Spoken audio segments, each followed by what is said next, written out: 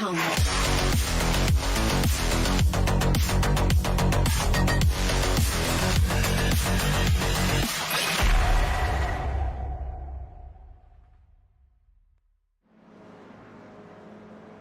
Hello and welcome, ladies and gentlemen, to another round of the Middle of the Pack Racing League Cruising USA GR86 Championship for 2023. And today, of course, marks round 11 of 12, and we are here in the state of Florida for the one and only Sebring International Raceway. Host to our final sprint race round of the season, this circuit is going to be a test of our driver's stamina, indeed the endurance of their machinery, with this circuit being located in the former Army Airfield Base, also known as Hendricks Air Base, based in World War II. The circuit being the site of many a B-17 lifting off. Well, today it's going to be the location where our drivers will look to lift off in terms of their final championship campaign aspirations. But with the combination of asphalt and concrete slabs, as our drivers take to the old runway surfaces and make their way around the more modern racetrack, it is definitely going to be one that will be sketchy on the tyres, and definitely see our drivers have to keep their cool and keep consistent if they want to bring home the ultimate points. Now, of course, as the racing gets underway very shortly, and our drivers currently in the background putting in their final practice laps ahead of qualifying, let's take you through our schedule. Times in British Summer Time, that's BST, and Universal Coordinated Time +1 at UTC +1. We're in just under 13 minutes time. We'll be heading into our qualifying session, the final qualifying session of the season, 15 minutes in duration, and split into two equal halves for our drivers, and there all of our drivers will be looking to set themselves up for success by taking pole position in their class, if not put themselves as high up the order as possible before heading to the grid for our one and only sprint race for today.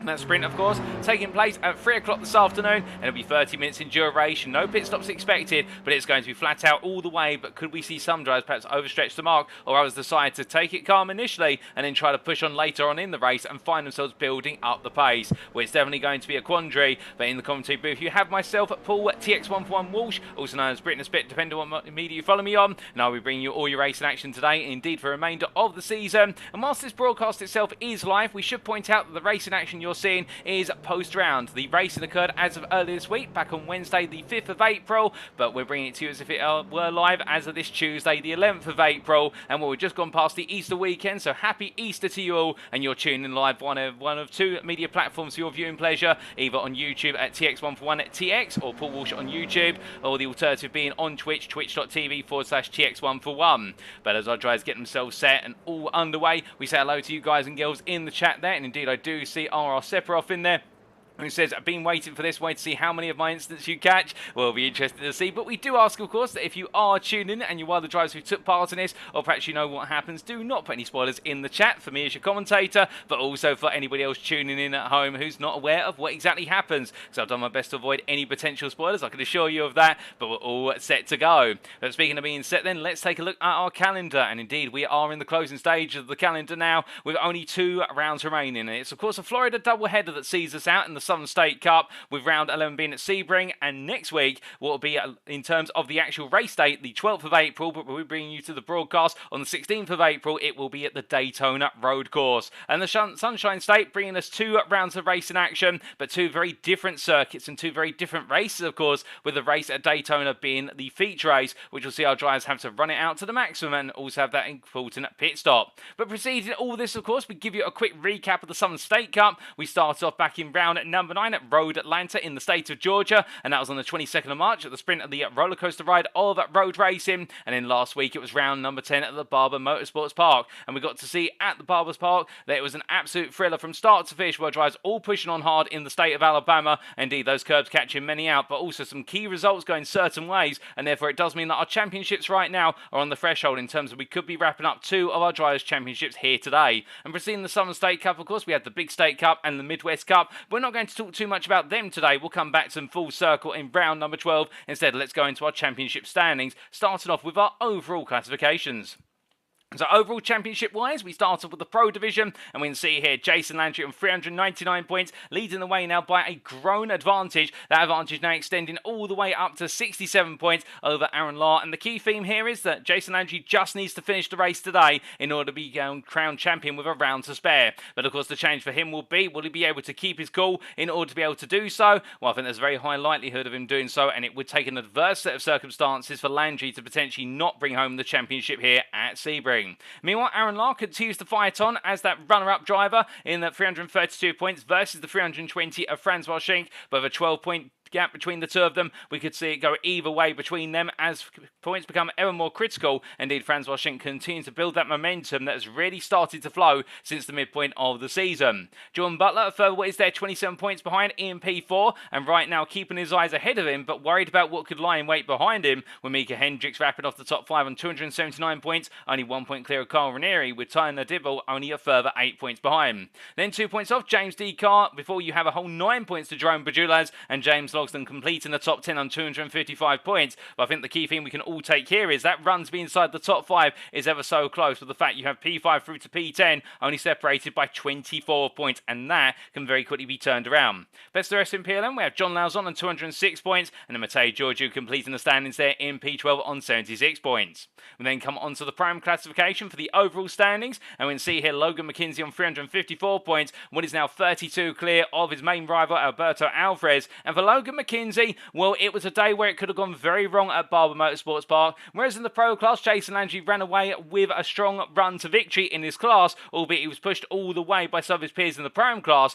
Meanwhile, for Logan McKenzie, it started off with disaster in the race, seeing him off track and falling to the back of the field. Alberto Alvarez seemed to be running away with proceedings to bring home a critical result, only to make a mistake of his own and end up dropping all the way to the back of the field, and therefore finishing behind Logan McKenzie. And it could be said that Alvarez seems to have had the bad luck always striking when he's on top form versus McKenzie. Meanwhile, McKenzie has been able to survive, but at the same time, McKenzie has also put in some stellar results, and that's why he's your championship leader with only 2 rounds to go. So what does this mean now in practice? McKenzie just needs to make the checker flag and get a decent result behind him if he wants to take the championship crown with a round to spare. Alvarez, meanwhile, will do everything he can, of course, to make sure that McKenzie does not have it go his way. Samuel Cram, meanwhile, in P3, what is there the best part of 19 points clear at Donald Sepek, and you can see that battle for P3 now raging on, and it's only Edwin Offroad who's the third point behind, who also wants to creep into the mix, with Kirk Lane 5 points off, and it's 10 points to Jonathan Ballard in P7. We then have a quite a large gap of what is there 57 points to Ilya Speaker in P8, with an advantage of 8 points over Milan Harris, and then John Krum in P10 wrapping up our top 10. But we do need to give a special mention to both Ilya Speaker and Milan Harris for the fact that Rockefeller Racing Pink drivers last time out at Barber Motorsports Park pushed hard and pushed Jason Landry all the way to the checkered flag in terms of contesting that overall win and indeed the overall podium. Jay DeVries, meanwhile, best of the rest there in P11 on 64 points, trying to hunt down John Krum in the late stages, with Carlos Hathcock, I should say, as I mispronounced the name and almost butcher my own words, in there in P12 completing the standings. Yet to score any points, Jermaine Warren, John Wilding and Zach Saunders. And then come on to the AM classification, and we see Samuel Bernardi on 254 points, currently 4 points clear of Fernando Takahashi, but keep in mind here, this is the championship, which is hot potato in terms of how close it is. Indeed, it could go any which way. We have the top 2 now who have broken clear of the rest of the field, and we're expecting it will come down to Bernardi versus Takahashi in the final championship standings. However, with Takahashi taking the win last time out and Bernardi not quite on the run of form that perhaps he wanted to be, it does mean now that gap is absolutely negligible, and it's going to be a point swing either way. Mark Senegal, meanwhile, in P3, has to try and keep the rest of the field behind and keep himself in that P3 whilst also creeping towards the top 2. On 223 points, the Sunday GT Turtles driver, it's only 5 points clear of Dan Witchuk in P4, with Ian Hennebury a further 8 points behind. And then we do have a gap that's opened up to 31 points to Jack Davies, who's only 8 points clear of Glenn Bratton in the battle for P6 through to P7, but it would be rude not to include Nick Bader in P8 or Billman DaCosta in P9 and Auguste Blondel in P10, all as part of that conversation. But then we must extend it to best of the rest driver there, Avon Dorsey, who on 133 points is only ahead of Roger Ganesh based on result count back, and Roger Ganesh there also taking the fight into that mid-pack and trying to creep back inside the top 10 as soon as possible. Ines Usul, meanwhile, in P13, he's on 54 points and well behind what is the top 12 there, but still fighting on for that position of P13. 1 point clear PG Christensen, with Dylan Verlinger on 47 points, also in the hunt there for a 13th place finish when we wrap up the standings. And then we can see Dan Ocaranza in P16 ahead of Spencer Cockane by 2 points, with Dave Hernandez, Albert Brown and Jordan Hooks completing the championship standings. We then come on to the teams championship, and this is of course overall still, and Sunday GT Turtles lead the way by a growing margin now, which has been extended there to the best part of what is 81 points over Beaver Buzz Energy, and it does look as though Sunday GT Turtles, if they can put the results together here today, it's going to be a formality for them to take the team's championship crown in the season finale. Meanwhile, Beaver Buzz Energy will need to look in their rearview mirror, because only 8 points behind the Team Bearpope, and this growing battle for P2 between Beaver Buzz Energy and Team Bearpope is going down to the wire. DNA Motorsports, meanwhile, still in a bit of a no man's land, a bit off of the top 3, and meanwhile still ahead of MOP Jedi, or middle of the pack Jedi, as MOP abbreviates to, with the top 5 there being rounded off by the MOP outfit, and then we have Bearpope Zero trying to creep back into the top 5 with 2 rounds to go, ahead ahead of Rockefeller Racing White, and it's Pan Am Racing, Rockefeller Racing Pink, and MOP Civ who complete the top 10. Households Motorsports in P11, best the rest, and it's Reverse Grid Racing who complete the standings there in P12 and 111 points. Now we come on to the Cup Championship standings, and this only applies to the Southern State Cup, so of course rounds 9 through to 12 as we carry on. And Jason Landry leads the way there on 100 points. And 20 clear of Francois Xing. Now Landry, if he brings home a great result today, will start to really put it as a formality in terms of the season finale next week, where he could look to take the Southern State Cup as well as the Pro Championship, but Francois Xing will do everything he can to make sure that Landry doesn't have his way. John Butler, meanwhile, only 4 points off of our second place driver, and is looking to try and hunt down Francois Xing as soon as possible, but he's got to be careful. The Pepto-Bismol privateer of Carl Ranieri in P4, who only 1 point off there, it's also looking to creep back into the top 3. It's then Jerome Bajaz in P5, 5 points clear of Aaron Law, with James Decart, Tanner Dibble, and Mika Hendricks wrapping up the standings there. James Logston, John Lauzon, and Matej Giorgio yet to compete in a round of the Southern State Cup. And then we come on to the Pro Am classification, and we can see here in the Cup stands, it's Milan Harris who leads the way on 88 points, and the best part of 11 points clear of John Kroom, with Alberto Alvarez a further 10 points behind, and Jay DeVries only 3 points off of the top 3, and Samuel Cram round off the top 5 there on 60 points. But the theme here is it's quite close, and Milan Harris really coming to the foray. Indeed, Rockefeller Racing as a whole within the Pro Am class really enjoying the Southern State Cup, it must be said. But as we look outside the top 5, Donald Sepe only 4 points off of the top 5 in P6, but he's got to be aware of the fact that Logan McKenzie will looking to bounce back tonight and jump back into the top 5 as soon as possible. Edwin Offair in P8 ahead of Ilya Speaker P9, and then it's Kirk Lane P10 to complete the top 10, and best the rest Jonathan Ballard in P11 with Carlos Hathcott, Jermaine Warren, John Wilding and Zach Saunders yet to compete in the Southern State Cup.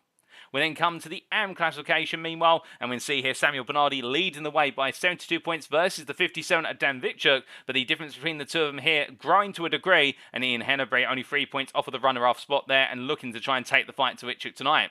Dylan Valinga on 47 points there, only ahead of Glenn Bratton based on result count back in the conclusion of the top 5, with Wilman Da Costa only 3 points off of the top 5 and inching closer and closer. Fernando Takahashi, with that great result last week, able to jump up to 38 points immediately in P7, ahead of Mark Senegal, with Avon Dorsey and Auguste Blondel completing the top 10, and there's Jack Davis best the rest in P11 ahead of Nick Bader, with Jordan Hooks completing the standings there in P13 on 18 points. Albert Brand, Christopher Tarango, Dan Ocaranza, Dave Hernandez, Ines Usul and Matt Underkoffler have yet to compete in a round of the Southern States Cup. We then come on to our circuit for today then, and it is none other than, of course, the Sebring International Raceway, and our drivers will be taking on the full international layout of the circuit. Located near the town of Sebring in Highlands County of the state of Florida in the US of A, this circuit, as you can see from the circuit map provided us by iRacing.com, thank you to them for their circuit maps, and of course their wonderful simulator, is a circuit that is a classic in terms of how it's laid out. Based on, of course, an old army airfield, you're not going to be seeing many elevation changes here today, but you're going to be seeing plenty of road surface changes, and that's something that's not necessarily echoed in a circuit map. And indeed, it is going to be a bit of a two-dimensional circuit beyond the raised curves, but as our drivers make their way across the start-finish line down towards turn number 1, a fast-firing left-hander opens up the lap, and then our drivers will be looking to carry as much speed as possible. Carry too much, they may find themselves going wide onto the grass. Carry too little, and they're going to lose out the pace, but get it just right, and they'll cruise the way through the Kinker 2 and into the heavy braking zone for turn number 3. A sharp right-angled left-hander, they'll come through turn 3 and in towards the complex of 4 and 5, and as they exit out turn 5, it's all on the power through Big Bend at turn number 6 to charge down towards the turn 7 hairpin. The heaviest braking zone on the circuit will see our drivers hit hard on the anchors, and then they'll look to emerge from there and head up through the Fangio complex to turns 8 and 9 flat out all the way before they break their way into Cunningham at turn 10 and come through the right hand right angle corner. They'll then make their way through Collier, the kinks of Collier, before breaking into Tower Corner at turn number 13. There it's another right angled right hander, but this one will open up the circuit to a degree as our drivers start to make their way down the back stretch through Bishop Corner at turn 14 onto the brakes of 15.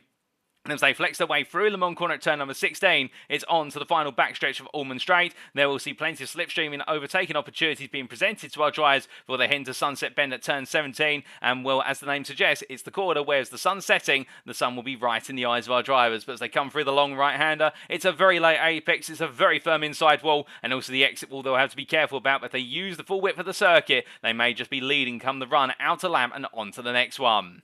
But to give you a quick reminder of our rules before we do go racing, in terms of setup, drivers shall run a fixed setup as provided by the Middle of the Pack Racing League, and car fuel loads have been restricted to 35 litres, which means there will be enough fuel in the car to emerge unscathed in terms of fuel capacity. There's no need for a pit stop here today, but it does mandate a pit stop in our feature races, and you'll see that next week. Qualifying wise, an open qualifying format shall be used, lasting 15 minutes and split into 2 equal halves. We'll have the AM class taken to the circuit for the first half, so the first 7.5 minutes, and then in the second 7.5 minutes, it'll be the Pro Am and the Pro classes.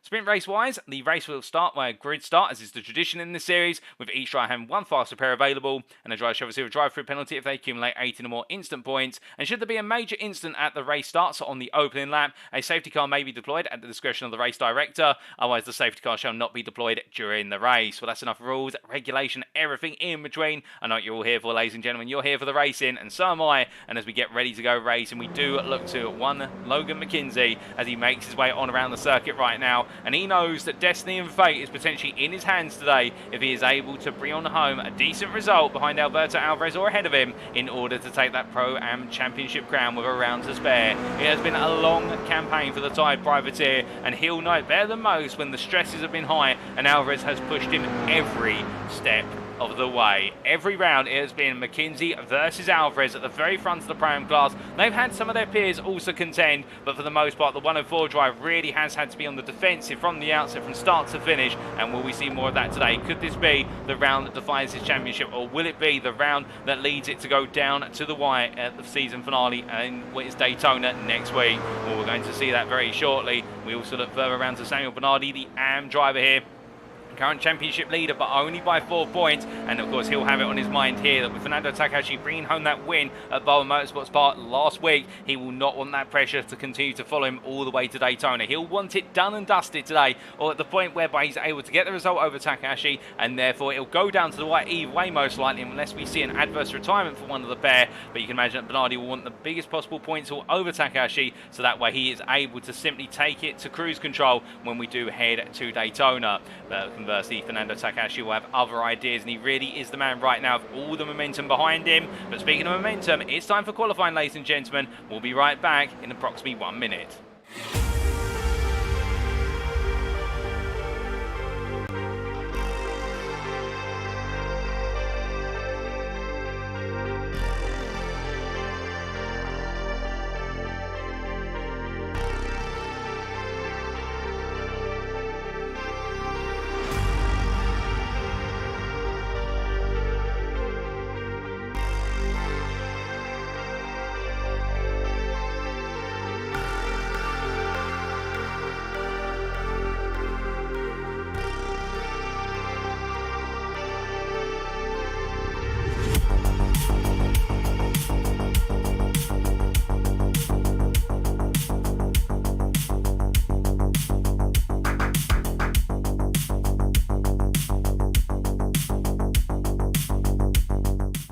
Alrighty, ladies and gentlemen, we are back then for qualifying. We do apologise for the fact we have to cut away, but due to limitations of the iRacing replay we are using, and the fact that every so often when we go into qualifying, our qualifying times for our drivers do appear immediately on the timing tout on the left-hand side of the screen, therefore spoiling the outcome of qualifying for us all. We do have to take some safety measures in order to make sure those times do not come on through. But now those measures are in place, qualifying is well underway. It's 15 minutes or 7.5 for each of our drivers, and as they head on around here, it's the AMs who take to the circuit first and foremost, and we see Mark Senegal there absolutely on fire as he makes his way out, and the sun's setting by the looks of things in the background, and therefore that is going to change the complexion of the circuit, because it's quite brilliant sunshine when we were in practice session, but it seems like we're evolving quite a way through the day, and therefore track temperature may start to come down, and will that give our drivers an opportunity to push a little bit harder when they take to the asphalt and the concrete in equal measure. But as we see at Mark Senegal there in the YouTube chat saying, hey everyone, and good evening to the man we're looking at currently in the number 227 car. Well, as he heads on around, he's definitely been one of those drivers who's grown over the course of the season.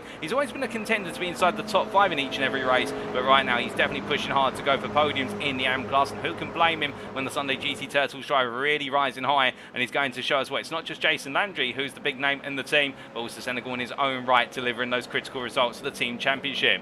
But as we look from him to Ian Henneberry, meanwhile we do see the Bear Pope driver making his way on around there, a little bit of wobble side to side as he makes his way up through the Fangio complex, and doing a lot of side to side weaving here in order to get as much tyre temperature as possible and get himself clocked in with regards to the feeling of the car as he heads on down into Cunningham. But what are we looking for here in terms of a good qualifying lap at the Sebring International Raceway here, you ask?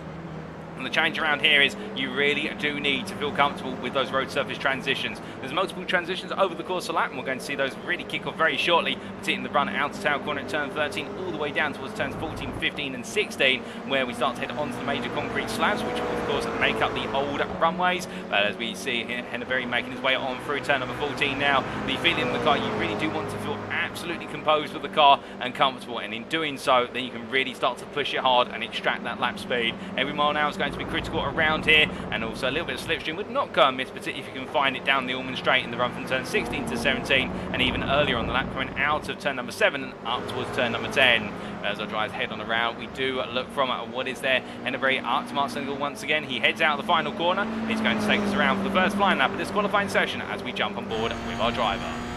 To head down towards turn number 1. You can follow on board with regards to his dashboard in the bottom right hand corner of your screen as he heads up towards the opening corner here. The long left-hander is going to 4th gear up to 5th gear, and then waiting for his mark here as he lifts off the throttle, dabs the brake in, drops the 4th gear to get the nose to tuck in, and then back on the power as soon as he starts to inch towards apex. Gets a good amount of speed there as he now makes his way through the kink of 2, flat out, and onto the brakes here for turn number 3. Braking at the 1-yard board of the cone markers as he comes down to 2nd gear, back on the throttle, carrying the speed through 4, onto the brakes slightly for turn number 5. In fact, just a lift off there by the sounds of things. And as he comes through the left now into the big bend at turn number 6, flat out all the way down towards the hairpin and heading towards the heaviest braking zone on the circuit, up to 4th gear, getting ready to press the brake pedal, looking to the left-hand side for his mark, and he'll be braking at the cones. He'll be braking about 140 yards from the corner. In fact, braking out 130, going as late as possible, light fuel in the car. Comes to the right-hander, 2nd gear, and now powering all the way up through Fangio.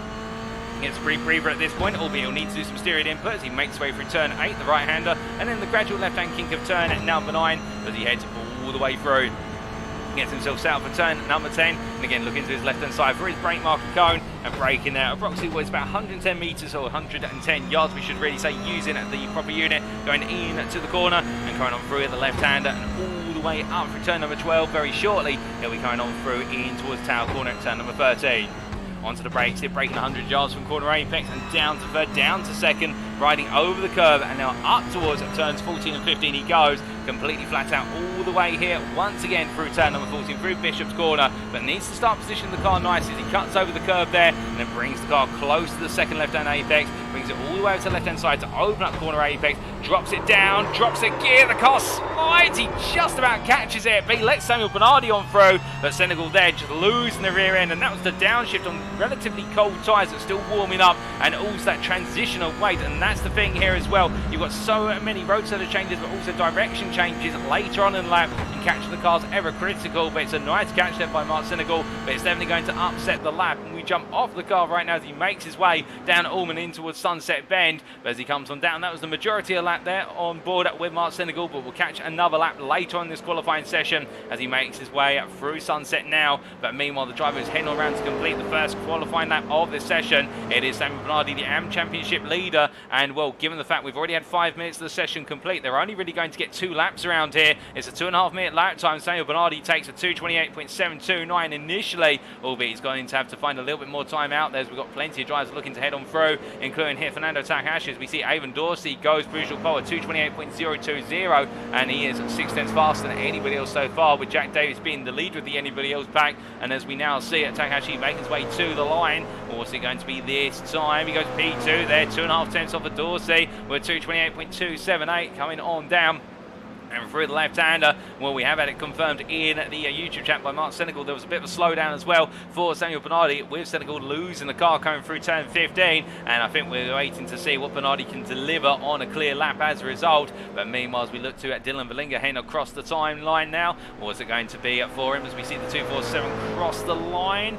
Yet to get time on the board, but it will be 1 on the board. In fact, not a valid time there, so he's going to have to go again. He'll only get 1 valid lap in this qualifying session, and well, he's going to leave it all to a gamble. And the same for Glenn Bratton as we see Bratton heading on down. In fact, I've just had confirmed in my ear that Bratton and Valinga have yet to go onto their first flying laps. They've just gone onto them, so therefore they're only going to have 1 which they can do it with, and it is going to be the most critical lap of all. But of course the track temperature will now have come up to a degree. The track will rubber in a little bit, but they will have relatively cold tyres compared to their peers who'll be getting 2 qualifying laps to their 1. And speaking of 2 qualifying laps of 1 driver, we do look to Jack Davis here as he makes his way on around the Rockefeller Racing white driver in number 2 8 car, currently P3, and another name you just cannot count out when it comes to delivering good qualifying laps. Indeed, Rockefeller Racing White do seem to have this habit of putting in very strong laps when they're class in qualifying. They've had a middling results every so often in the races, albeit recently their form has taken an upturn, and as he makes his way down from turn 14 and into 15, we'll follow on through another car in front of him, and that is the other Rockefeller Racing White machine, and I do believe that is Avon Dorsey just in front of him. As they head on through 15 and into 16, onto the brakes they go. Here both drivers, and also getting that distant tow. They'll give Davis a couple attempts over the entirety of the lap. That slipstream zone, or that factor, if you will, being felt from out to about 1.2 seconds, but particularly when you get to 3/4 of a second and close, and oh goodness me, it's an off track there for Avon Dorsey. Well, that lap's going to be aborted, but at the same time Davis will be regretting the fact he wasn't able to capitalise as much as he would have liked on the tow. But meanwhile, heading out of the final corner to complete his qualifying session, as we see the pros and the primes queuing at the end of the pit lane. In fact, being allowed to leave the pits already. Sam Bernardi at 2:28.152. It's not pole, it's P3, as Mark Senegal goes for visual pole there on a 2:27.631. We've got more times coming on, including Jack Davis as he crosses the line. He has not improved on that lap, but still plenty of amps handled around. Fernando Takahashi is now the danger man to what is there. Bernardi only at 1.5 tenths between them, but Mark Senegal taking the pole position, and Takahashi into the pit lane. He's decided he's not improving on that lap. Glenn Bratton comes on around here. Can anybody else prove to be a little bit of a drama factor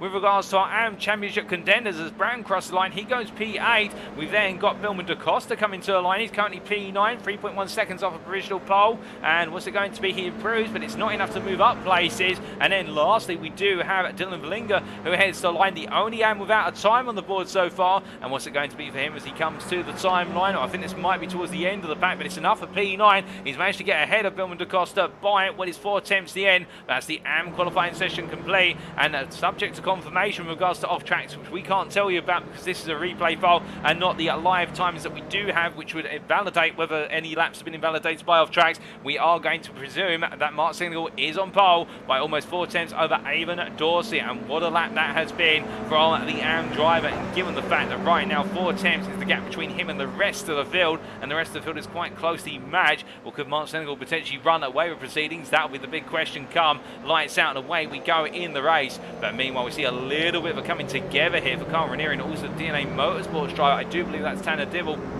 and also his teammate there as they make the way on through, and looking to Tanner Dibble in particular as he heads on through the Fangio complex and up towards turn at number 10. A little bit of argy-bargy there in terms of trying to figure out which cars want to be in which sequence. Of course, they're all trying to get the slipstream off of one another, and Jason Landry at the head of this pack in the number 5 car, so he's decided to go out quite late, and Dibble's teammate, of course, just behind him, Jordan Butler, trying to creep in there as he makes his way on through turn 11 into 12. But meanwhile, at the head of the pack in terms of going on to qualifying laps very shortly, well, we do see James Logsdon in amongst the second group, but just a little bit further up the road we have James Carr, who will be the lead car, who heads on around to go on to a qualifying lap, and we jump on board here with the pro driver as he gets us underway for the pro qualifying session.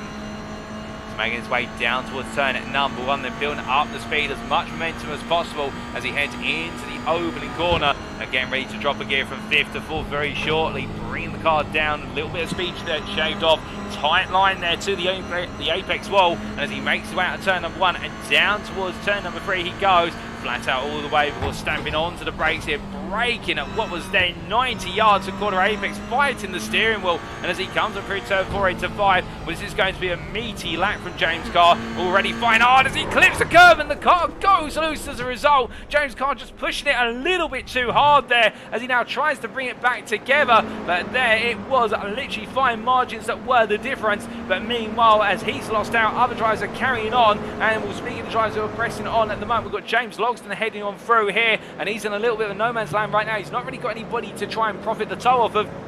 At the same time, he's giving a little bit of slipstream to one of the Rockefeller Racing Pink machines just behind. But meanwhile, as we look from him to the drivers a bit further up the road, and in particular, we look to Ilya Speaker, now the head of the pack after James Carr got it wrong. And will the Rockefeller Racing Pink driver heading on down towards turn number 10 at the moment. And in fact, we'll carry on the onboard lap all the way through now as we jump on board with Ilya Speaker.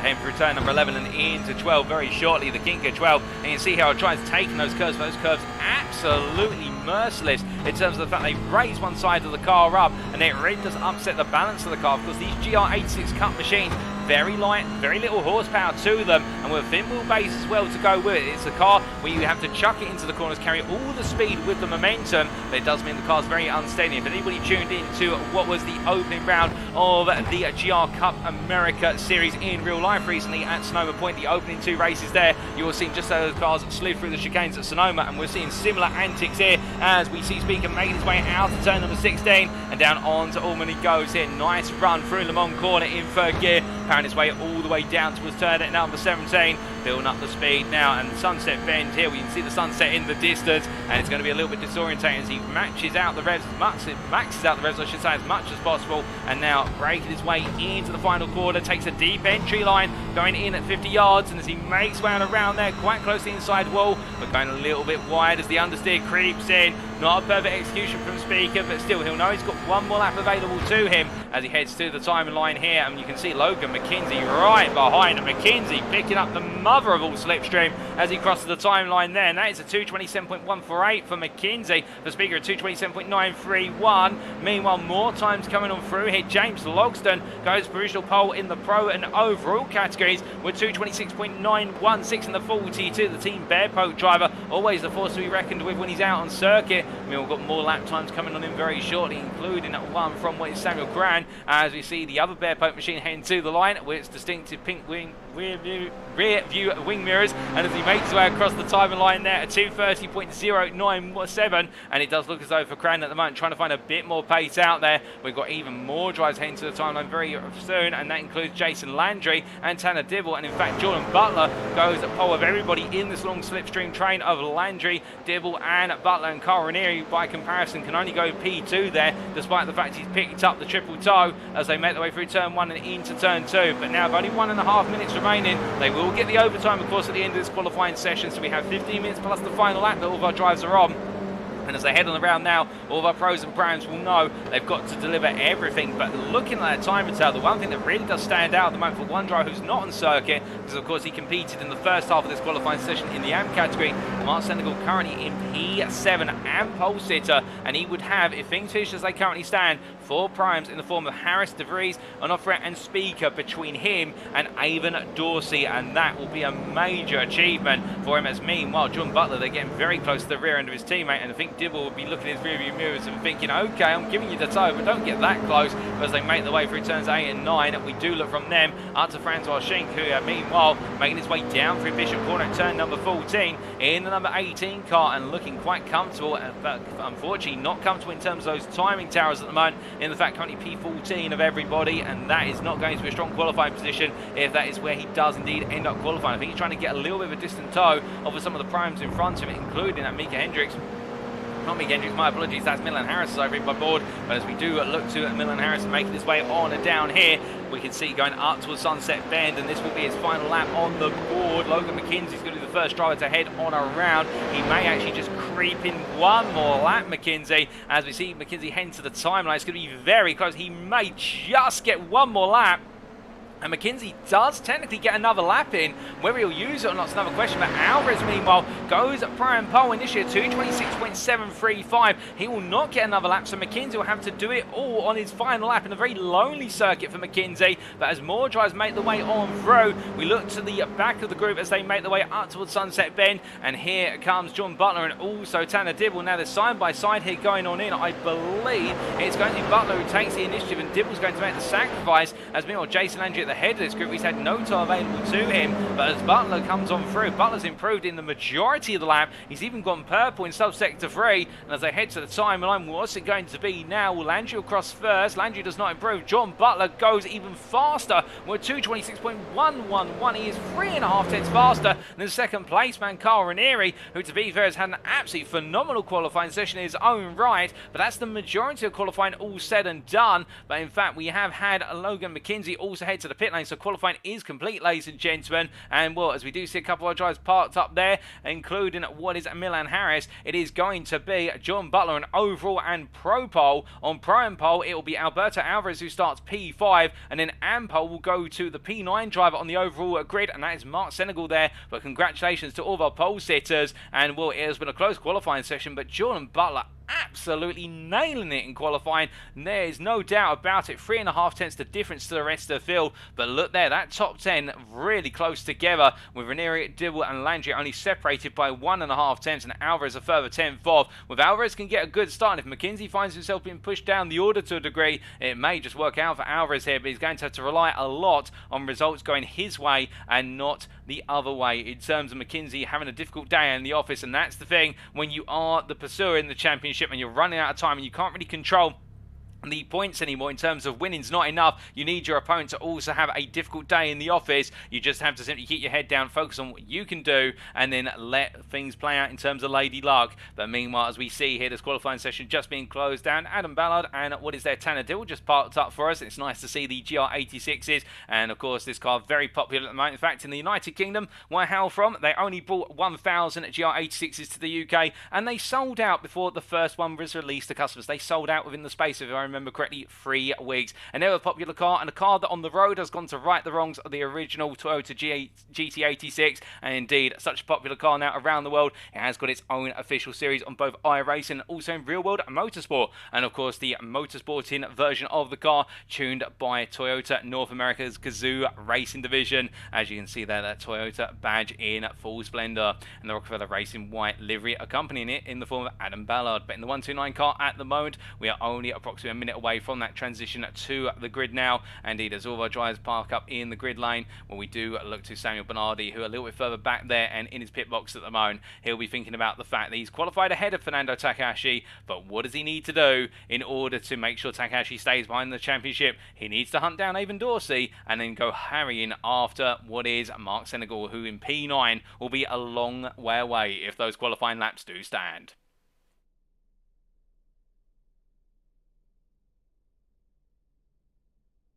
As we do take a quick sip of water there before we get ready to go racing. And indeed, this is your last chance, ladies and gentlemen. If you're sat there right now feeling a little bit thirsty and you want something to accompany you as you tune in to our 30 minutes of racing, we'll transition over to the grid. You've only got a few moments, but we head to the grid, and this is how our drivers line up for our race of today. On pole position, it is Jordan Butler in the end on a 2:26.114. The DNA Motorsports driver putting in an absolutely scintillating lap to take pole ahead of fellow pro Carl Ranieri there, who starts P2. Tanner Dibble from DNA Motorsports and Sunday GT Turtles Jason Landry will line up together on the second row of the grid, with the third row going to your Pro-Am pole sitter from Pan Am Racing of Alberto Alvarez, joined by James Logsdon from Bear Pope Racing. Behind them, it'll be the combination of Logan McKenzie and Francois Schenk. For on the fifth row, we come to our AM pole sitter from Sunday GT Turtles of Mark Senegal. Congratulations to him for an absolutely phenomenal pole lap ahead of Milan Harris and Rockefeller Racing Pink. Behind the top 10 on row number 6 is Adam J. Ballard for Rockefeller Racing White, joined by Reverse Grid Racing's Jay DeVries. And then on the 7th row of the grid, it will be Ilya Speaker for Rockefeller Racing Pink, joined by Rockefeller Racing White's Avon Dorsey.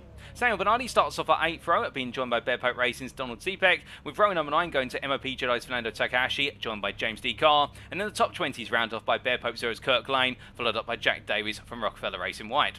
On row 11, it's the AM pair of Ian Hennebury for Bear Pope Zero and the privateer Dan Victor, followed up on row number 12 by Samuel Cran from Bear Pope Racing and the privateer Glenn Bratton. And then we have on row 13 Dylan Villinger from Reverse Grid Racing and Billman DaCosta for Bear Pope Zero. But that's all the grid we have, ladies and gentlemen. Edwin off round off the 27th place. We await the lights. It's time to go racing.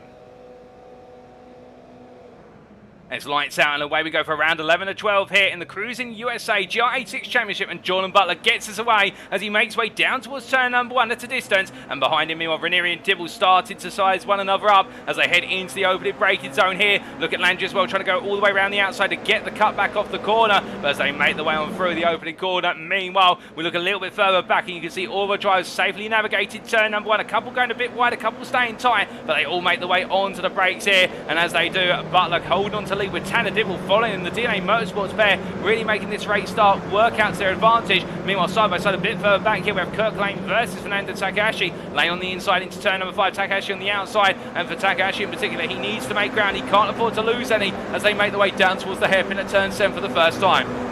Now charging their way through Big Ben of course, for Takahashi, he needs to keep with Bernardi and beat him in this race in order to have an opportunity to really come back in the championship in the season finale. Otherwise, the job gets harder. Meanwhile, Logan McKenzie with a great start in the P5 position currently, as we hear that Mark Senegal's had a long fall down the order. So it's gone very wrong for Mark Senegal off camera at turn number 7, as we're to understand it. I think he might have gone around. In fact, you can see him there rejoining. Not sure if there was contact or whether it was his own volition. I suspect there may have been a bit of contact. But meanwhile, we look back to what is the battle for P20 here between Jack Davis, Edwin Offra and Dan Richard. In fact, for P19. And now Jack Davis, I think, started to feel a little bit firm as they make their way into turn number 10. Through the right they go and into the double left to turn 11 before heading up towards Tower Corner. But looking from them to Bernardi, we can see here under pressure from Takahashi already as Takahashi sees his foe, looks to move up the inside, can't quite find it into Tower Corner. But as they exit out, it's definitely not over yet as they head on down. And meanwhile, just in front of them, we can see Francois Schinck on the inside here of Alberto Alvarez. And Alvarez will not want this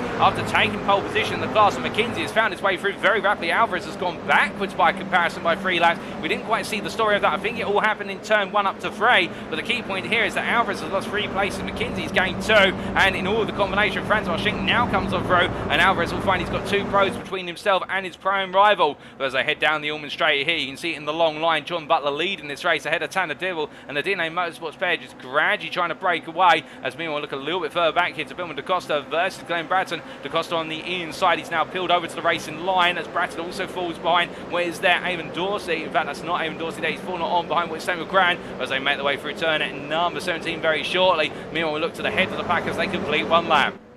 It's John Butler who leads as they make the way onto lap number 2 for DNA Motorsports, ahead of his teammate Tanner Dibble. Then it's Jason Andrew P3, followed by James Logston P4, Logan McKenzie P5, Carl Ranieri P6, Francois Schinck P7, Alberto Alvarez P8, followed up by Jay DeVries P9, Milan Harris P10, and then we have Bessa Reste, Adam J. Ballard in at P11 as they come through the long left hand. And meanwhile, Ilya Speaker round the outside of Samuel Bernardi as they head through turn 1. But Speaker's going to go wide, and as a result, as he takes the grass, he'll rejoin, but he'll lose a lot of speed here, and that's going to be Takahashi. He tries to look for the move, but Takahashi can't quite find it, but defends instead for Kirk Lane also getting very frisky here with potential moves. They head on through turn 4 into 5. He thinks about inside to outside through 4, but decides against it, knowing how much speed it would cost him. And as they head on down towards turn at number 7, all charging on through and onto the brakes very shortly. While drivers here staying together for now, but you can imagine what could happen at any moment's notice, including Dibble versus Butler here. 2 teammates, well, Dibble on the outside, Butler on the inside. I think they're trying to make a bit of a rolling roadblock here as they make their way up towards turn number 10. And we can see on the rear of the car there, that's Jeeves, of course, Ask Jeeves, the old search engine which no longer exists. Indeed, you have to go up to the search generation to use at AskJeeves.com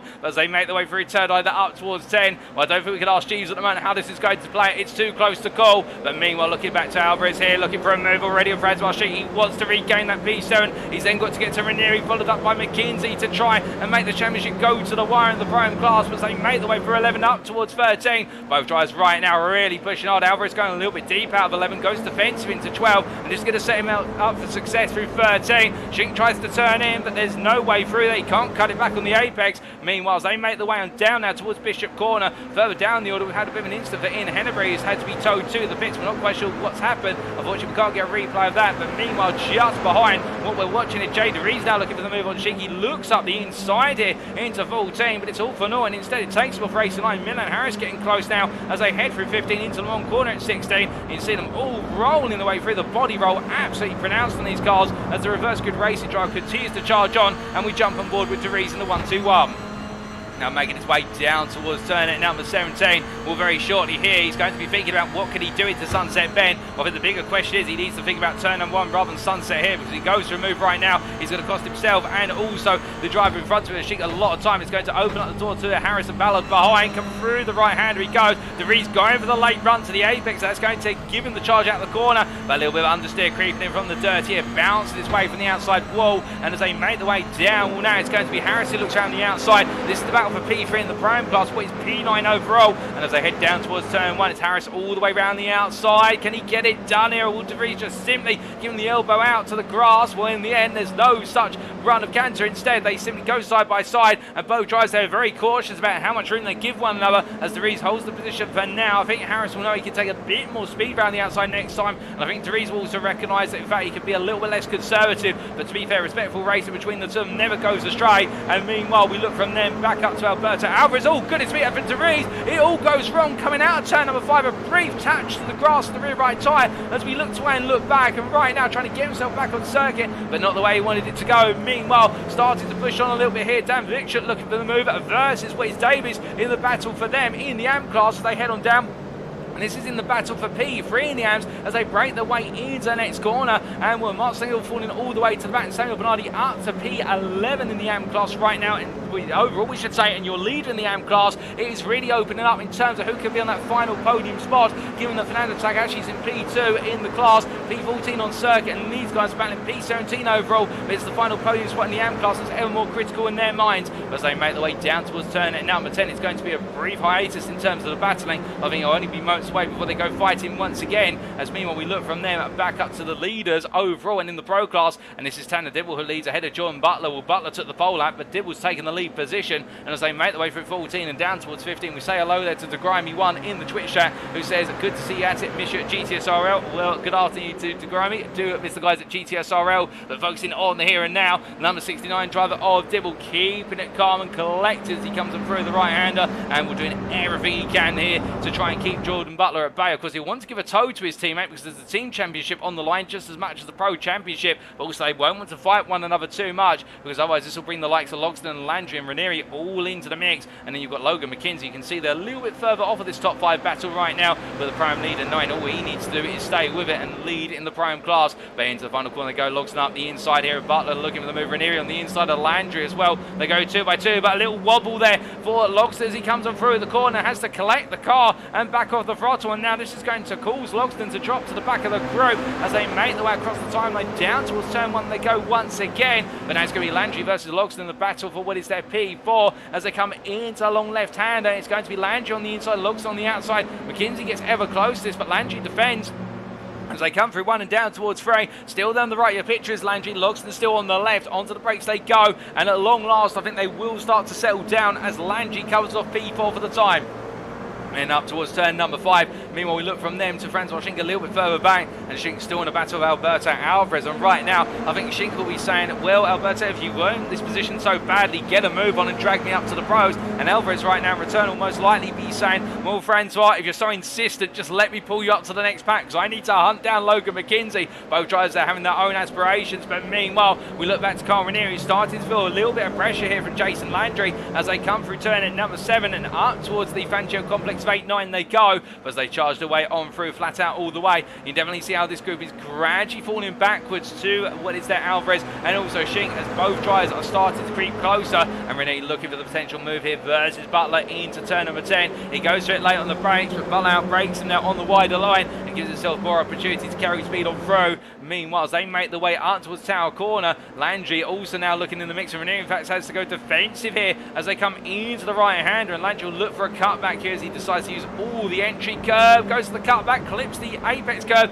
unsettles the car. Now James Logsdon tries to get into the fight here as we jump on board and look back from the rear of Ranieri's car, and we get a face full of Landry's Toyota grill as they make the way on down. In fact, we get a bit too much of it there as we do see the engine start to clip through, so we look to another one of our exterior cameras for a brief moment, but as they make the way down through turn 14, 15 and into 16, well, Ranieri right now under a lot of pressure, and this is going to give the DNA Motorsport pair all the time in the world to try and break away as they make the way down the back straight, down Allman and on towards Sunset Bend once more.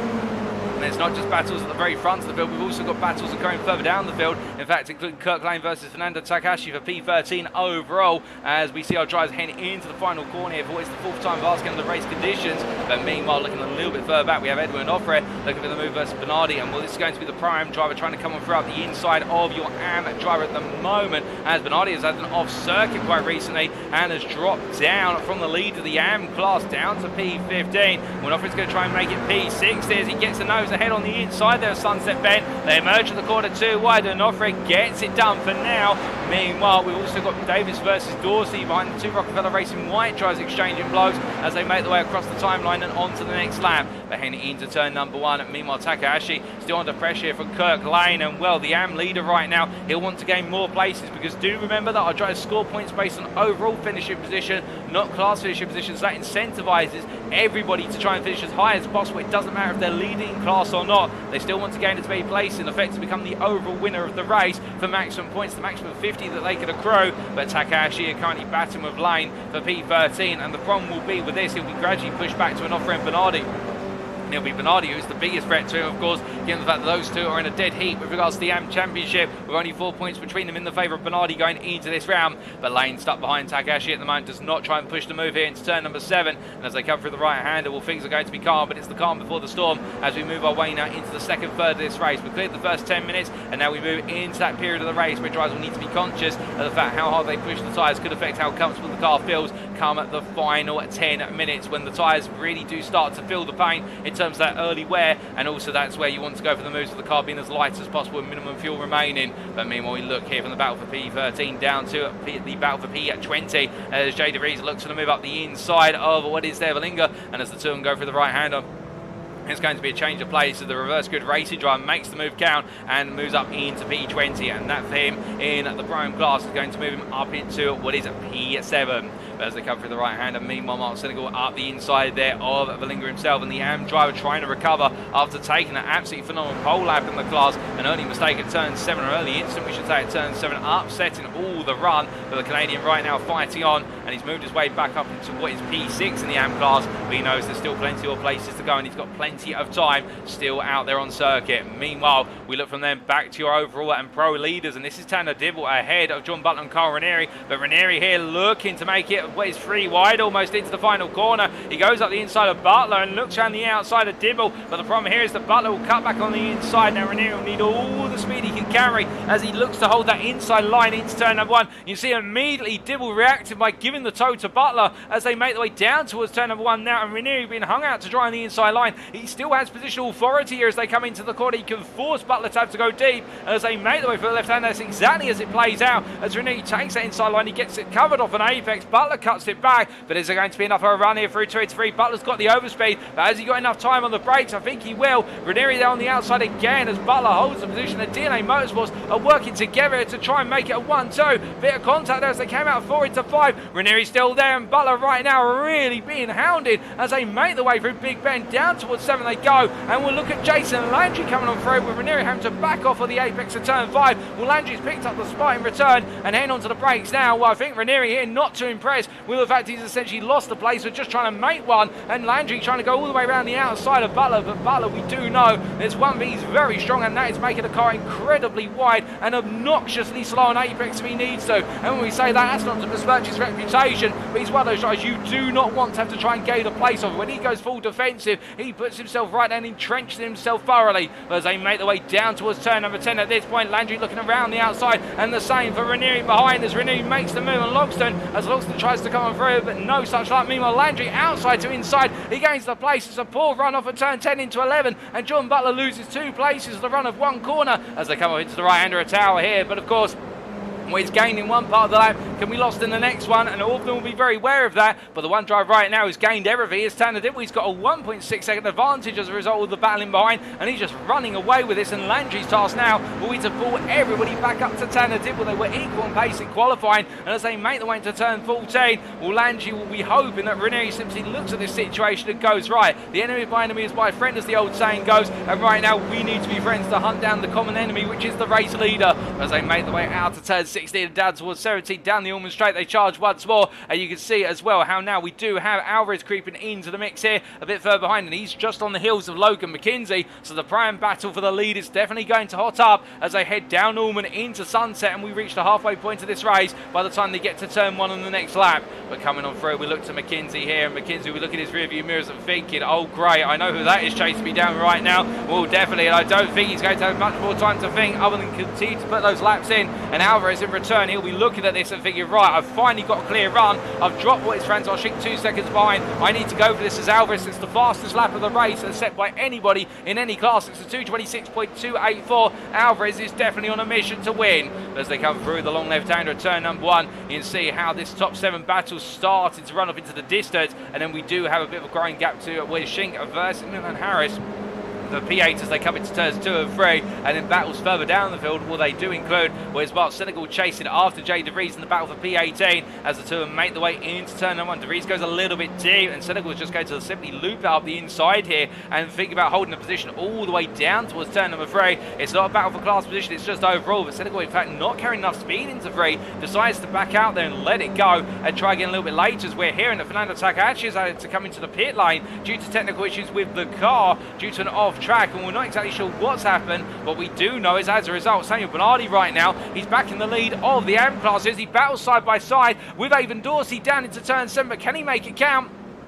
Dorsey on the outside. In fact, Bernardi being outbroken there by Dorsey. Well, Bernardi right now, if he takes the win here, he will take it all the way through in terms of the championship to that final round and essentially put it in the hands of all he'll need to do is cross the finish line and he will take the championship crown. He won't need to worry as much of the season finale. But I think it's going to be Avon Dorsey who wants to try and make the championship go a little bit longer here. Of course, Dorsey trying to break into the top 10 after tonight. He's almost there to get inside the top 10 of the AM class, given the fact that he joined the championship so late on. But as both drivers make the way through turns 10 and 11, both of them have got their own aspirations here, and both of them are wanting to go for gold. As meanwhile, we look from them back up to Jordan Butler, who chasing after Carl Ranieri at this point. In fact, we jump on board with the number 32 driver for DNA Motorsports, and well, he's definitely been in the wars with regards to Ranieri and also Landry to a lesser extent, but right now all of them are closing on Dibble, and they are closing quickly. That gap has been halved over the last 2 laps, and it has continued to come down, and now the tow will definitely start to play a factor here, as Dibble will be wary of the fact he's no longer got his teammate right behind him to act as a bit of a rear guard, and therefore when they go too wide into a corner, they can essentially make it a defensive too wide to block off the rest of the pack. We're coming into sunset, all 4 drivers here using the road space as much as they can, and it's interesting to see how the understeer really does become more pronounced the further you are back in this pack, because you've got the greater amount of dirty air to contend with on approach to apex. But in return here, what Butler loses through the corner, he gains gradually on the straight as they make the way into turn 1. Landry looking around the outside as they break the way, and Ranieri figured out which horse should he back as they head into left-hander. Landry sets the fastest lap of the race at 2:26.09, but he takes 2 wheels off the road. He almost goes completely 4 off as they make the way into turn at number 3. Landry looking up the inside as they come for a left-hander. Dibble goes a bit deep. Meanwhile, up the inside of what is Butler, there is Logsdon as they come on through. We didn't see that coming, but what we can tell you is Jason Landry's taking the lead in this race. Logsdon moves up to P4, but it's not over yet as they make the way through Big Ben. And James Logsdon being very crafty with his moves, but Butler trying to come back at him here as they make the way down towards turn at number 7. Will Landry in that lead spot now be under pressure? There's no question about it, but Butler continue to try and hold off Logsdon, as meanwhile we see Tanner Dibble right up the inside here. Ranieri's got a nose alongside the rear quarter panel, and that's going to be enough here to give some room to manoeuvre as they make the way through turns 8 and 9 shortly, coming up through Fangio and in towards turn number 10, and will Dibble on the outside to inside as they make the way past our stationary apex camera. Lovely camera shot there as all the drivers make the way on through. It's going to be 2 by 2 on the brakes. They go. Butler tucked in very tight behind Dibble, and you can see Ranieri on the outside, and what they're trying to do at DNA Motorsport is they're trying to create enough room for 2 cars to come through and get Ranieri off of the racing pace, but it's not working here as they make the way to turn 12. It's going to be 2 by 2 all the way through Tower Corner and down towards Bishop and Le Mans, but who's going to be ahead as they make the way out? Well, it's going to be Dibble ahead of Ranieri. In fact, no, it's Ranieri ahead of Dibble, we should say, and then it's going to be Logsdon who slots himself in the mix there up to P4. He gets the place kill ahead of Butler as they head on down towards turn number 15 now. Into the right hander they go shortly, but McKinsey and Alvarez are right on the back of this as well, and that's the one big thing that McKinsey will not be happy about. It's the fact the pros are fighting so hard, it's actually causing the pace of this race to completely drop off, and as they come through what is turn 16 down on when they go, well now the 104 drive is going to be under absolutely colossal pressure from Alvarez, who will just want the win. as they head down towards Sunset Bend here. Of course, Alvarez has plenty of time to really set this up. He's still got 10 minutes by the time they get to turn 1, come the start of the next lap. And as they head into Sunset Bend, where they have also got closing very gradually, Francois Schenck is going to be a top 7 pack that eventually becomes a top 8 pack. And how many other drivers may find themselves gradually being pushed into this? Well, behind Schenck, you do have Milan Harris is 1.6 seconds off. But as our drivers head over through the final corner and on to the next lap, 10 minutes to go plus the final lap. There'll be 5 more laps of racing here if we do the mathematics correctly. And will Logan McKenzie under pressure as Alvarez looks up the inside here for the prime lead. Alvarez goes all in. McKenzie's going to hold the outside line. He's got Francois Schenck looking also a little bit further back there and seeing what the outcome of this will be. But Alvarez there still on his inside. McKenzie has the better run off of turn 1. Alvarez is going all in on the brakes. It's going to be too wide on the approach to turn 3 apex, but they both just about survive it there as they head on through and into 5.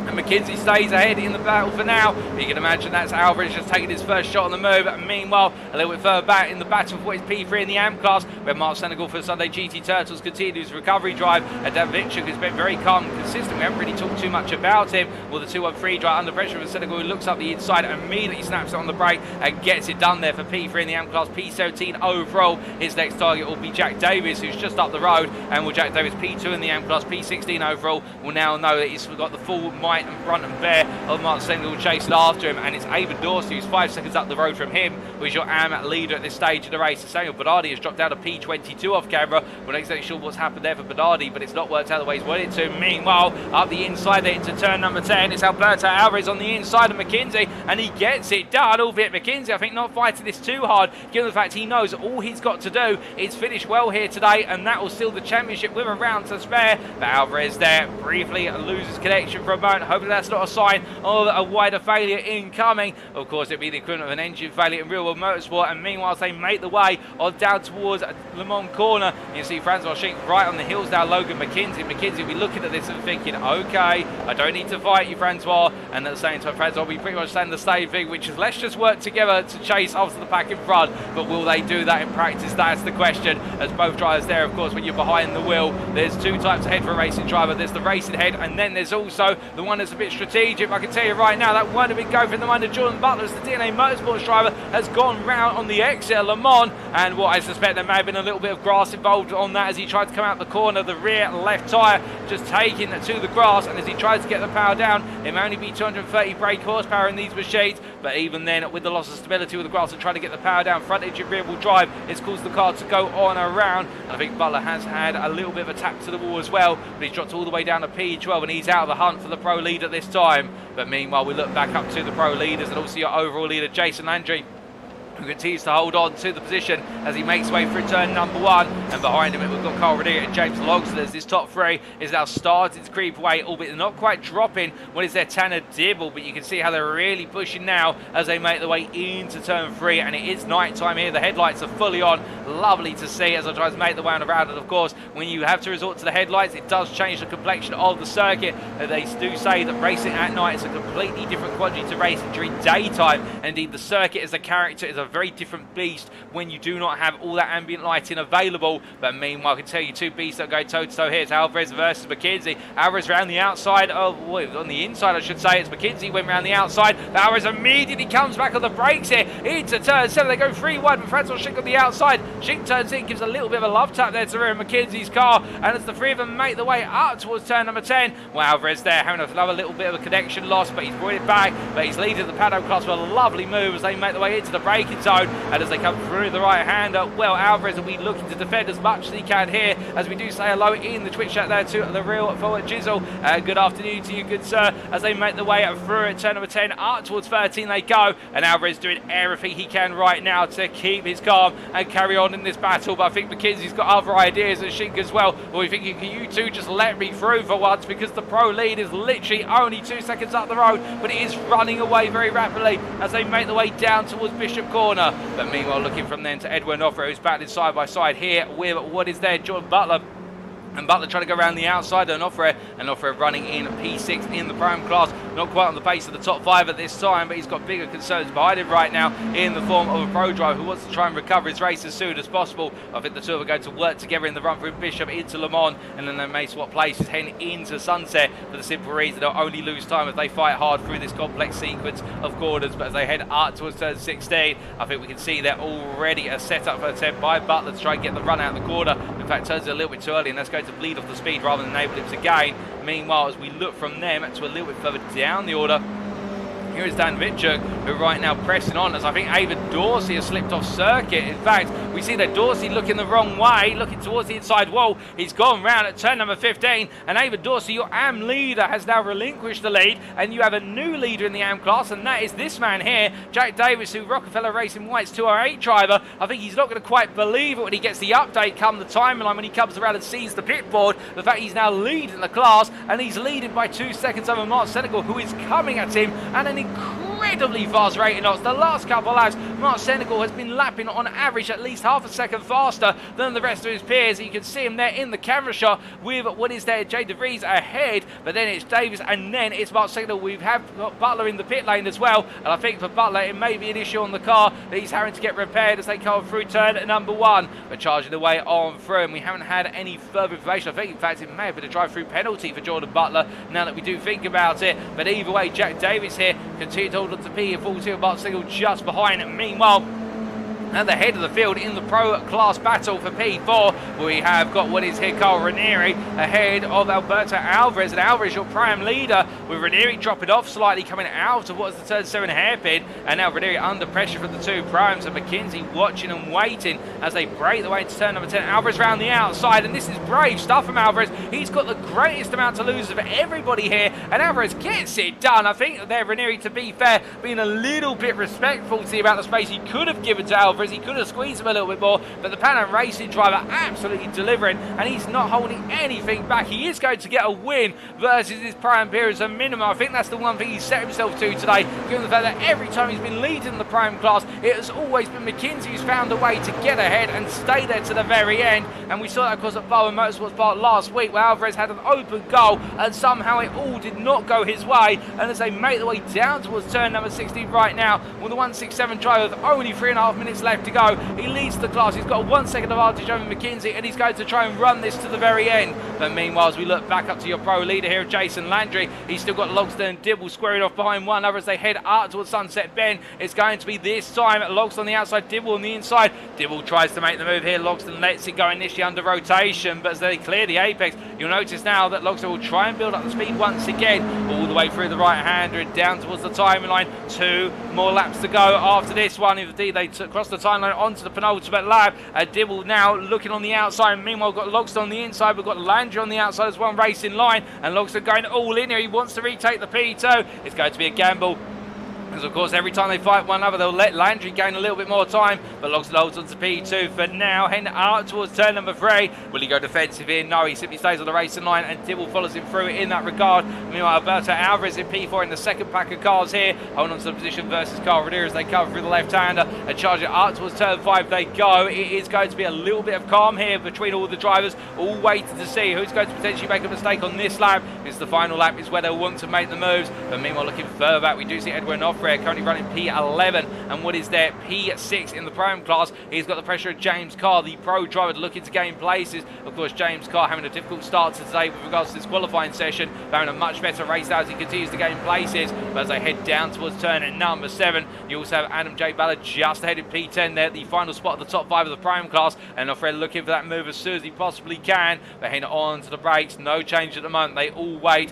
for their turn up with regards to one another. But meanwhile, there is your second place AM driver in terms of class. It's Mark Senegal, P15 overall, with the Sunday GT Turtles driver. He started on pole. It all went wrong at turn at number 7 on the opening lap, and now he finds himself right behind class leader in the form of Jack Davis as we ride on board the gearbox. As that is Dan Richard going on around. Oh, goodness me! And it goes wrong, not just for him, but also for what looks to be, I believe that's Kirk Lane, who in taking evasive action there sent the car around in a spin. Wolf Victor, who was running P3, In the AM class at the time, he'll hold on to P3. Indeed, with the gap he's got to Samuel Bernardi, he'll be safe. But at the same time, Richard there will know he doesn't need to do anything aggressive like that again. Otherwise, he could seriously be losing that spot on the podium. But as he makes his way back up to speed, both drivers, they're going round to the fashion. Meanwhile, we do look here to Jason Landry, your pro leader, as he heads on down the back stretch for the penultimate time. The next time around, it will be one corner that remains to the finish line. And you see 2 attempts is the gap between him and Dibble. As they head in towards the final lap very shortly, will Dibble there and Logston falling back by comparison, now dropping to 1 second back. And I think it will be the battle between these two all the way to the finish line. Of course, Landry just needs to get the car home to be crowned off-road champion for this season, but he's going to do it in style as one more lap awaits him. It's the white flag that comes out as Barney Flag waves it from his tower, and as they charge their way down towards turn number 1, it's Dibble versus Landry. Landry leads into the opening quarter with Logston 7 tenths behind and closing, and then in the Pro class it's Alvarez P4 with McKinsey, his main championship rival with P6, but if things finish as they are currently, it will be McKinsey who takes the crown with a round to spare, but Alvarez will just want the win. He'll want to finally be able to say, I've got one over McKinsey, and as they head into turn number 3, Alvarez doing everything in his power. Meanwhile, further back, James Carr here looking for the move around the outside of Adam Ballard in the battle for P10. This is overall position, not class, as they head down towards turn number 3, and then we do have an Offred trying to get into the mix as well. Edward and Offred trying to creep in, and then it will be in the AM class, the final battle of the day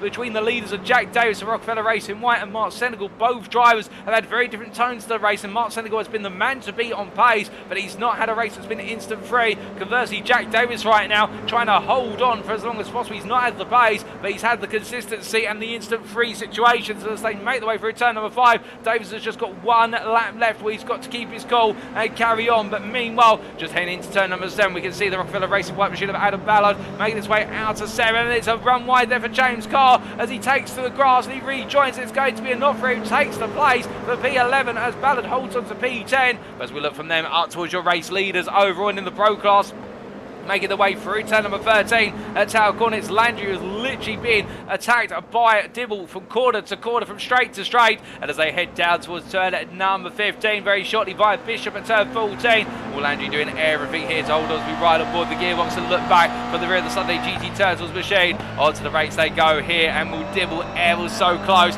going through 15 into the bottom corner at 16 now. And I think Dibble trying to set up the corner as much as he can here, gets a good run to apex, so does Landry. They both emerge out, and Dibble goes a little bit wide there. He can't put the throttle down as much as he would like, and I think Landry may be safer now. The gap is only what is 3 tenths as Landry moves off racing line briefly. He'll return to it as they make the way into the braking zone. In fact, he's going to use the toe there of Ian Hennebury, who's lifting off on the back straight in order to let them through. Hennebury does not want to be involved in this as they head into the final corner. Dibble looks up the inside, Landry leaves the door open, but as they make the way towards corner apex, this is Landry will gain the time, and as they head through the final corner, checker flag awaits him. He comes on through, and with this win, he'll take the Pro Championship for the Cruising USA Championship this season. Jason Landry crosses the line, your winner, ahead of Tanner Dibble P2 and James Logston P3. Alberto Alvarez comes through to take the Pro-Am win in P4, ahead of Logan McKinsey P5, who with that P5 second place in the Pro-Am class becomes your Pro-Am champion for this season. Carinelli P6, Francois Schick P7, Milan Harrison P8, and it'll be Ilias Beaker P9 as he comes to the line there ahead of Edwin Offred P10, Adam Ballard, and then just lose down the end P11 ahead of James Carr P12, and then we will have Jay DeVries headed to the line, but behind him P14. He's done it, ladies and gentlemen. He's held off the charge of Mark Senegal. Jack Davis takes the win in the AM class of Rockefeller Racing White in P14 overall, and it'll be Donald Seabeck who comes home P16 ahead of Jordan Butler P17. And for Jordan Butler, it was a day that could have been a 1-2 for DNA Motorsports, but it wasn't to be, and when that instant at turn 16 it all unfolded rapidly. It'll then be Dan Victor at P18 who holds on to a place on the podium in the AM class, P3 in class,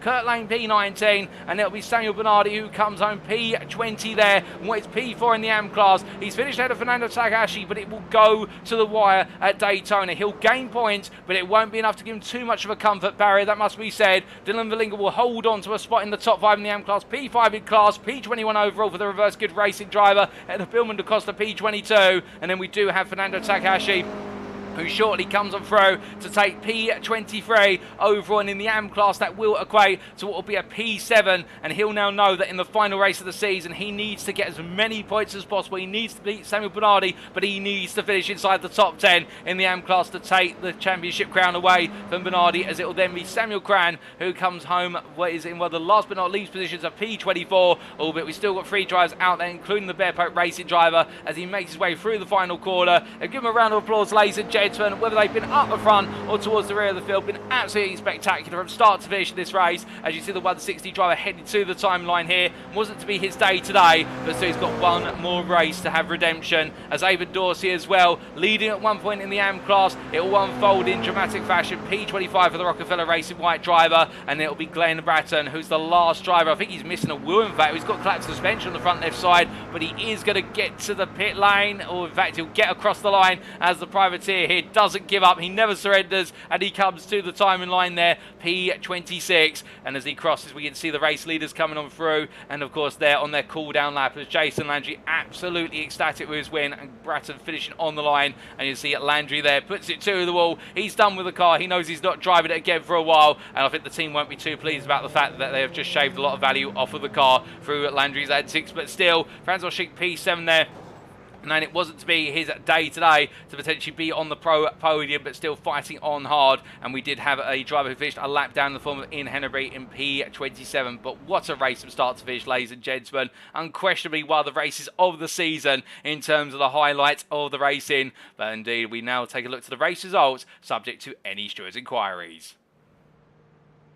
So in the end, it was Jason Landry who took the overall and the pro win by 5/10 of a second over DNA Motorsports' Tanner Dibble. And with that, the Sunday GT Turtles driver is your pro champion for the Cruising USA GR86 Championship for 2023, as hosted by Middle of the Pack Racing League.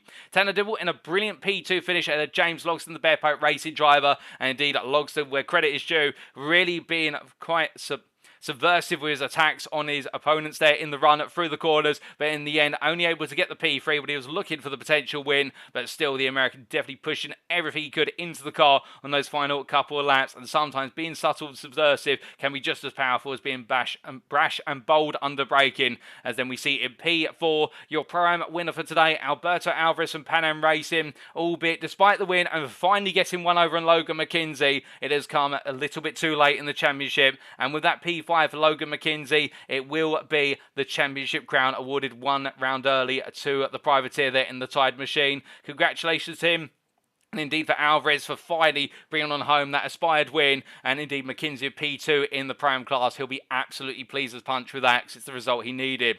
Currently P6, not quite able to bring home the podium, but another great showing from the privateer in the Pepto-Bismol machine. Ahead of Francois Schenk P7, and then Milan Harris Rockefeller Racing Pink, bringing home a P8 there and round off the Pro-Am podium ahead of teammate Ilya Speaker, with Edwin Offer there fighting to a top 5 in class and a P10 overall, as the middle of the pack Jedi driver had to do it the hard way, making his way through the field and gaining 17 places, having started from the very back. Adam Ballard, P11 there for Rockefeller Racing White, in what was a bit of a challenging race for him, but still picking up some places as he went. And then James Carr, P12 there, the privateer, and that late mistake cost him dear in the hunt for a top 10 finish. Jay DeVries, P13, the reverse good racing driver there, showing that consistency reaps the rewards. In fact, it was for him a P7 finish in class, ahead of Jack Davis, your AM winner, the Rockefeller Racing White driver, who again kept his cool, never made a major mistake, whereas everybody else around him seemed to do so, and he held off Mark Senegal to the line by only what was in the end 0.3 of a second. Mark Senegal, the Sunday GT Turtles driver, finished P2 in the AM class, ahead of Donald Sepek. In P16, the Bear Pope Racing driver. Nina's a little bit more out there today, but an early incident cost him dear. John Butler, P17 for DNA Motorsports. Not what he expected, given the run of pace, but still, he'll always look to make that up in the next race. And then we have Dan Victor, who completes the run to P18 there, the privateer, and also rounds off our AM podium and a deserved podium slot. Indeed, it was a late mistake which almost put it under threat, but it wasn't to be under that much of a threat, as he still brought it on home. We'll then continue our way down the finishing positions. Kirk Lane P19 for Bear Pope 0 ahead of Samuel Bernardi at P20, P4 in the AM class, and that means for the privateer, whilst he will gain some points over his championship rival Fernando Takahashi, it's not the result he wanted. Indeed, I can see the message in the YouTube chat, the pleading face in the fact that I think he was hoping it would have at least been a podium to give himself a lot more comfort in going into the season finale. Dylan Verlinger P21 just off of the AM podium there, and a great drive from the reverse grid racing driver. And a Billman da Costa P22 for Bear Pope 0, and then MOP Jedi's Fernando Takahashi ruin what could have been, as the Brazilian has missed a major opportunity here to really close that gap up and get into the championship lead before the season finale. But still, there's one more race to go. And then Samuel Cram for Bear Pope Racing ahead of Avon Dorsey for Rockefeller Racing White, and Glenn Bratton, the privateer, rounding off all of our finishers through to P26, who finished on the lead lap. Our last finisher of the race, P27 Ian Hennebury for Bear Pope 0, finishing a lap down but staying in it to win it. But all 27 drivers who started the race finished the race. But with that, ladies and gentlemen, that wraps up our results for today. And indeed, now it is time for us to also wrap up. Thank you very much for watching, and if you have enjoyed today's show and you want to know more about the Middle of the Pack Racing League community in terms of the series we run, with the fact that we currently got the Cruising USA GR86 Championship ongoing, but we do have another series planned for later on this year in the autumn after the summer break, well, why not check out firstly our official Discord, invite link available on screen, and indeed you can join the Discord just if you want to chat to some of the drivers, get to know the admins and whatnot. You don't necessarily need to join the Discord to be a participant of a given series, all the more are welcome in our Discord. And we've also got on our social media our official Twitter, which may be found at twitter.com/MOP Racing. But of course, ladies and gentlemen, that was round number 11, our final sprint of the season. And next time, it's the season finale, round 12 of 12, which will continue the theme of being hosted in the Sunshine State of Florida. But we head from Sebring to Daytona International Speedway. The road course will be where we bring the curtain down and bring it all to a close. And as we've seen today, we've now wrapped up the Pro and also the Pro-Am Championships. It's gone to Jason Landry in the Pro class, and it's gone to Logan McKenzie in the Pro-Am class. But who will it be in the Am class out of Samuel Bernardi and Fernando Takahashi? And in the Teams Championship, will it be Sunday GT Turtles who bring it home to the finish line?